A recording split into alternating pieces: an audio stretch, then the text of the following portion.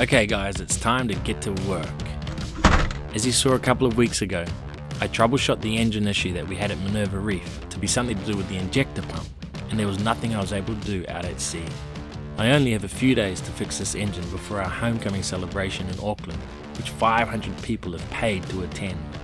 The first step is for me to pull off the pump, but I have no idea what to expect inside. So I'm Colin, and this is the crew of Parlay Revival. From hurricane damaged to broken bulkheads, from getting struck by lightning not once but twice, to being the strongest and fastest Lagoon 450 on the planet. We've already sailed 25,000 miles to get here, and nothing is going to stop us from circumnavigating the globe. So subscribe to follow our journey around this beautiful planet. 20 years from now, you'll be more disappointed by the things you didn't do than by the things you did. So what are you waiting for?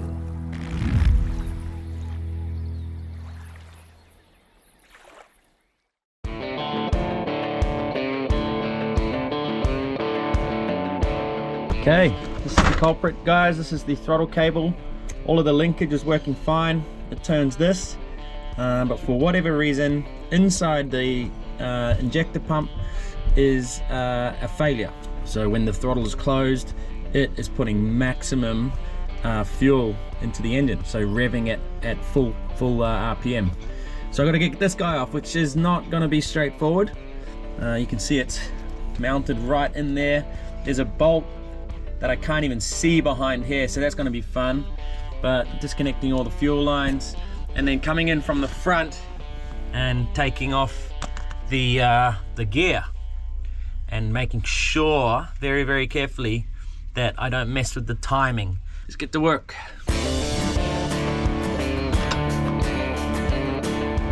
So that's the gear for the injector pump, and it's kind of stuck in there. Even when I get the pump out and leave the gear there, it can't skip a tooth apparently, because the timing of all of this is crucial. As the crankshaft turns, this pump needs to know exactly when to inject. Now I'm going to make some sort of a puller to get this guy off, and then I can remove the pump itself. Yeah, baby. Yeah, baby. So I took the pump down to diesel maintenance in Whangarei, and we found the inside completely mangled. This explains why the engine was running completely out of control. Aaron said he would try to source a new one, but also said not to hold my breath, as this is an extremely rare pump, and only my specific model of engine uses this pump out of the whole range of Yanmar engines. Just with the Marina manager here, Blair. Give us a little tour, see what's happening in Whangarei. It's our first time in Whangarei, so we'll see what's around. This is the super yacht shed. What do you call it? Well, we call it the crew bar super yacht hangout shed. So that's Seagull 2, so we've got ground lines out there. Yeah. What size boat can you take there? Well, these anchors are set up for 65 metres. 65 right here, Right there. or on the end is... And then we can cater for an 85, 90. There you go, Blair's such a nice guy. It's a fully viable option for super yachts because they own this entire wharf here. So you see when super yachts come, they just berth over there, and then they just put all their containers along. So when you're working on a super yacht, you usually have a container for paint work that you're doing, a container for like rigging stuff if it's a sailboat. So you can just line them all up on the dock there because they own the whole lot. So, but yeah, I'd never heard of this place till we came here. Stoked. Meanwhile, over at Diesel Maintenance, we found out that there wasn't a single injector pump in the country, but they were able to rebuild our pump with used parts that they had in the workshop. They had bench tested it and it was all working fine, so I was hopeful to get it back together in time for our homecoming celebration, which was still another 80 miles south of us. Okay, just got our injector pump back. So they originally said they couldn't rebuild it, they don't have the parts, but he managed to find some parts in his workshop. He had everything there. Everything looked like it was running okay on the bench, so I'm going to try put it in now and see if we can get it running. Even bought a torque wrench for this because the one I have is a little bit dodgy now. I don't trust it. I'm just trying to do everything I can to make sure we get out of here with two engines and not one. Here it is. Okay, so I'm going to take this off. Slide it over. Okay, got the torque wrench on the end of the drive gear. Just, there it goes. Now let's get all the oil and fuel lines on. Okay, we don't want to get any dust or dirt or anything in these injector lines, because this sends it straight to the injector. So we'll just make sure it's all clean, and we'll start doing a couple up. So I'm gonna do this side up just finger tight, and then that's how we're gonna bleed it. We're gonna get fuel first to the return of the high pressure pump here, the injector pump, and once we've got fuel there, we'll work on getting fuel to the injectors. But we don't want to airlock. An airlock means it'll just be bouncing, because air is compressible and fuel is not. Okay, so now we're just gonna put power on to the engine. We're gonna start it, just turn the 12 volts on, and that'll start the lift pump, which is the small diesel pump here. Okay, you can hear the pump. So now it'll be filling up this filter, coming down here. I've made sure that's tight, that's tight, that's tight, that's tight. Okay, stop! See that? Now I'll connect this back up. So now we've got fully primed injector pump. Now Jamie can turn it over. It's not gonna start because the fuel, these are tight, but the fuel has got to get to the injectors, and I just want to see a dribble of fuel come down here. We've still got the air intake manifold off, just in case this doesn't run. We can take it back off. Okay, so the raw water is off now. So I'm going to be filling this all up with salt water, because it can fill all this up and it can make its way back into the cylinders. So if you're turning a marine engine over multiple times, make sure you turn the salt water off. Okay, turn it over. Stop! Okay, fuel, fuel, fuel, fuel. Now, I'm gonna tighten those up. Okay, now we're gonna see if it starts. All the injector fuel lines are tight. Just check everything one more time. That's tight, that's tight, that's tight, that's tight. Those are tight. I've got the shutdown solenoid connected. Manifold's off, but it's clean. The throttle linkage is still disconnected here, so I've got total control of it. And I even disconnected the sail drive gears. Okay, let's see if she starts.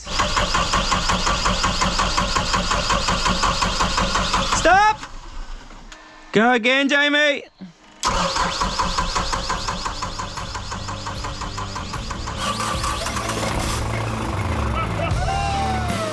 Stop! Stop! Okay, now I'm going to connect up the salt water. Or I said impeller's going to run dry. Very promising stuff. But we're not under the clear yet. No, we're going to have to definitely run this pump for a while, because it's just used parts that went inside it. Worst case scenario is it does this again that when I'm in a marina and I go smashing into things. Remember that when the pump had failed in Minerva Reef, it went to full RPM, was spinning so fast that it wouldn't come out of gear. The stop solenoid would no longer work, and I had to shut it down by restricting the air intake. But Aaron did say that this repair would probably last for years, but obviously he can't put a warranty on the used parts. Yeah, the boys! Did it. Gotta say a special thank you to Diesel Maintenance. He didn't really want to do it, but he did it for us. He found some secondhand parts that he had lying around, and he made this pump work. You saw what it looked like. The spring was broke, everything was just mangled. And now she's purring her away. So now this has gotten me out of trouble, and I can look at getting a new pump. 4,000 New Zealand dollars and like 2 weeks to get here. So it looks like we can go into Auckland with 2 engines. Stoked. Parlay does it again. So it was a crazy 48 hours between taking the pump off the engine and then getting underway again. And I was stoked to be able to get down to Auckland for our homecoming. The berth that we had gotten down there was in a place where it would have been near impossible to get into with only one engine. So we said bye to our new friends and headed down the channel towards the big smoke. Port Nikau, thank you for having us. What a cool spot. So they're going to put all these new piers along there, so we'll come back before we go to Tonga and check in and see how the progress is. Now we're going to go to Gulf Harbour, and today's the day. This is our homecoming celebration. We're going to go to meet everyone outside the marina and hopefully sail with a whole bunch of boats. I don't know how many people are going to turn up. It's going to be a surprise. But a 3-hour sail from Gulf Harbour to Auckland, where our homecoming celebration is. Very excited, yeah. This is my home and it's so cool to be bringing the boat back. Such a beautiful place for sailing and seeing all the other boats out here now, having fun on the water, and great to be a part of it. We had quite a few boats say that they wanted to do the 3-hour sail with us from Gulf Harbour into Auckland City. So we decided to do it in style with our spinnaker flying proud. But the dowsing stop got tangled halfway up the sail, so we had no option but to drop it straight back down on the deck. Absolute chaos. What even happened? I don't even know, really. Whose idea was it to put the spinnaker up in the last minute? Parlay fashion, baby. Yeah. Soon, boats started meeting us from all different directions, including a whole bunch of our patrons who were flying Parlay flags. To make the day even more special, my sister and her boyfriend joined us to bring Parlay home. Remember, we'd been in New Zealand for a week, but Auckland is my hometown, so this was going to be extra special for us. Alright, we're off. It's happening. The flotilla's behind us, and we're off to the marina. Off in the distance over there, you can see Auckland, the city, Sky Tower. This is my first time sailing into Auckland. What an awesome feeling. It's happening. This is gonna get exciting. We've also invited Aisha Scott, who's done a bunch of below deck seasons, but she's a Kiwi as well. So I kind of like have this bond with her. We've both been through something not many people do. This reality TV business is pretty traumatizing at times. But she's from New Zealand and she's got a big following, and it's just cool to, I don't know, band together as Kiwis. So she's coming on with her fiance Scott, and we're also getting a videographer for the afternoon so that we can sort of put the cameras down a little bit more and enjoy this moment, because this is never going to happen again. So we're going to go meet the tenders now. The wind was actually over 20 knots this day, and the weather was becoming seriously choppy, but still, the boats came in to join us one by one. Man, this is sweet. There's so many boats. It's incredible. It's so great to see all the support and everyone coming out to sail with Colin and Parlay. It's amazing. It's so exciting because I've obviously known Colin for such a long time, but I've watched your YouTube videos, but I've never obviously got to be part of this, and being part of Colin's coming home parade feels like an honour. I'm so proud of him.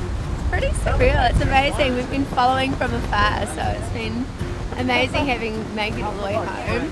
Yeah, super exciting. And it's weird seeing how many fans he's got, if you call them that, you know, people who follow him. So it's amazing seeing it in person, how many people are willing to come out and actually follow the journey and follow on their boats. It's incredible. Unreal, man. There's all these boats following us at the moment. That's hard to describe. Yeah. Man.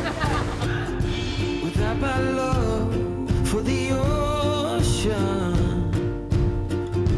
I would be long gone by now. It's some kind of devotion that brings me down.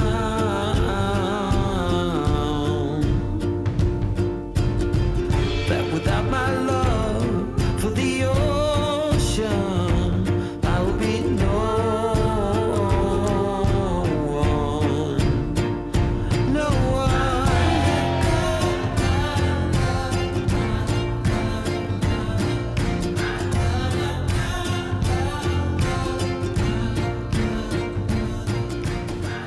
Apparently there's 200 people on the dock already, so it's going to be a pretty emotional welcome, I think. It's unreal. You know, this is where I grew up. This is Auckland. This is my home. So first time I've actually sailed in here on any boat, let alone my own boat. So it's a really just amazing feeling, eh? Sure enough, as we approached the dock, there was a couple hundred people there to greet us.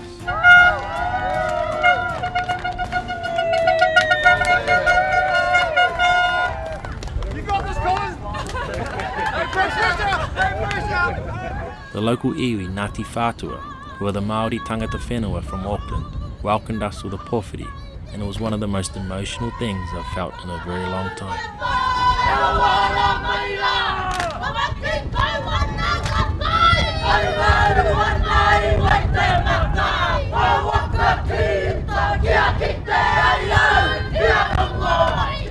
Oh man, look at all these people, man. Just emotional. He kauri tūo, he manuka, he matakahi, ko te aro reo kia tika, o reo kia rere, ko te kaha keo, he kaha tua tiri tiri, he kaha tua mano mano, ka puta ki te whai ka puta ki te ao marama, hono, hono, hara mai te tōki, haumi e, hui e, taiki e.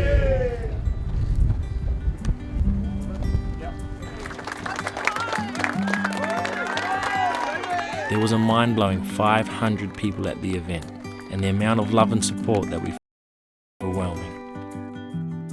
We have seen these sorts of crowds at boat shows before, but this was different. These were Kiwis. This was my home. I've wanted to inspire fellow New Zealanders to follow their dreams for a long time, especially the young ones who may not know that a world like this exists out there, and that sailing is just one of the many ways you can go and explore it. Fire breath and open sky. It's not what we know, it's where we go. I brought the whole crew up on stage with me, as none of this would be possible without them. We all stood up there in front of the crowd and soaked up this moment, which will be with us forever. This homecoming event also raised thousands of dollars for the Akarana Charitable Trust, whose Navigator program gets low-income children out on the water, which we would also be doing the next day. It felt so cool to be getting some publicity back home, and I even got asked to make an appearance on the AM show, and what a cool experience that was. Parlay has now traversed thousands of kilometres of open waters, playing a pivotal role in the journey of a lifetime for this Kiwi star and sailor. Parlay captain and owner Colin is with us this morning. Good morning. How's it going, mate? Yeah, really good, really good. How are you doing? Your life looks amazing. Yeah, it's been a wild few years, actually. One of the main motivating factors for me is to inspire Kiwis, actually, like Kiwi kids to go out there and I never really was aware of this kind of stuff. Like, I worked on super yachts and saw that part of the world. And yeah, if I can inspire Kiwi kids to get out there and do it, then that's a big motivation for me. Absolutely. We're going to go do some sailing today. There's not a lot of wind, but we're going to put the sails up anyway. I think I overheard your teacher saying that you guys got selected because you've shown some interest in sailing or being at sea. I know this is crazy. This is awesome. These kids are so excited. Oh my god! I think I'm already seasick. And we were off. Pretty much none of these kids had ever been on a sailboat before, so it looked like they were having the absolute time of their lives. They were all from Decile 1 and 2 schools, which are the lowest socio-economic schools in Auckland. What's more, a bunch of these kids wanted to be YouTubers when they were older. Future me. If you're hearing this, that means I am alive. This is a really good experience. Well, for me, it's all about opportunity and experience and giving these kids something that they don't normally get to do. And particularly for these kids, it's not a normal thing for them to be on a yacht. I fundamentally believe these things will make them better people because they'll remember this in 10 years and 20 years. Even if they never do it again, it'll be something they remember.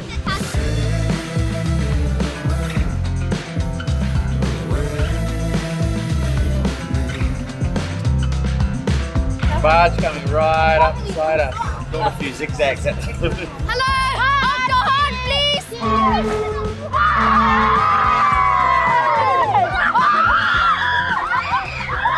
I really recommend you guys coming here and enjoying this amazing experience. We love the captains, we love the camera woman.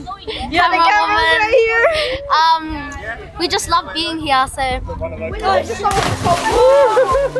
We stopped for lunch and a swim, and the kids were so full of energy. I've never seen anything like it. They all wanted to participate and genuinely learn how to sail, which blew me away. Is it hard? At the end of the day, one student asked me if he could dock the boat, and how could I say no to the star pupil? How old are you? 12. 12 years old. Yay! He's just docked the boat. Good job, brother.